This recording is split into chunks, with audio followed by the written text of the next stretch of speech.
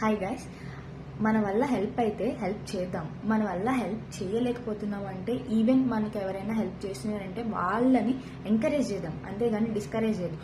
ఆ హెల్ప్ చేసేటోళ్ళు మన సొంతోళ్ళ మన బయటోళ్ళ అవన్నీ మనకు అనవసరం. కానీ మనకు కావాల్సిన హెల్ప్ మనకు చేస్తున్నారు. ఎందుకు చేస్తున్నారు? ఒక మనిషిని మనం ఇన్సిడెంటల్గా అన్ఎక్స్పెక్టెడ్గా కలిసామంటే మేబీ అది నీ టఫ్ సిచ్యువేషన్స్లో నువ్వు కలిసావంటే సంథింగ్ రుణం ఉంది, నీకు డెఫినెట్గా రుణం ఉంది. ఆ మనిషితో నీకు ఈ టైంలో ఇలా రుణపడి ఉన్నావు. సో నీకు డెఫినెట్గా ఆ రుణం తీర్చుకునే టైం వచ్చింది కాబట్టి నిన్ను దేవుడు డెఫినెట్గా కలుపుతాడు ఆ మనుషులతో. ఖచ్చితంగా ఇది నా టఫ్ సిచ్యువేషన్స్లో నేను ఎక్స్పీరియన్స్ అయినదే నేను చెప్తున్నాను. సో ఎవరిని బ్లేమ్ చేయమాకండి.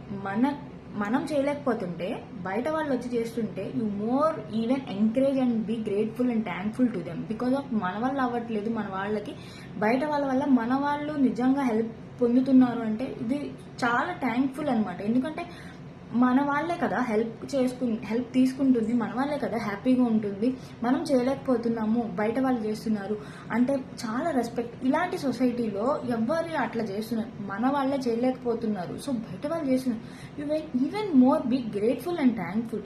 ప్లీజ్ ఎవ్వరు అన్నం పెట్టే చేతిని నరికేయమాకండి. అన్నం పెట్టే చేతిని నరికేస్తే మహాపాపం. హెల్ప్ చేసేటోళ్ళని కూడా ఎవరిని డిస్కరేజ్ చేయమాకండి. మన వల్ల అవ్వట్లా, వాళ్ళ వల్ల అవుతుంది, వాళ్ళ స్తోమత ఉంది, వాళ్ళు చేయగలుగుతున్నారు, వాళ్ళు ఏదైనా చేస్తున్నారు మన వాళ్ళకి కదా చేసేది.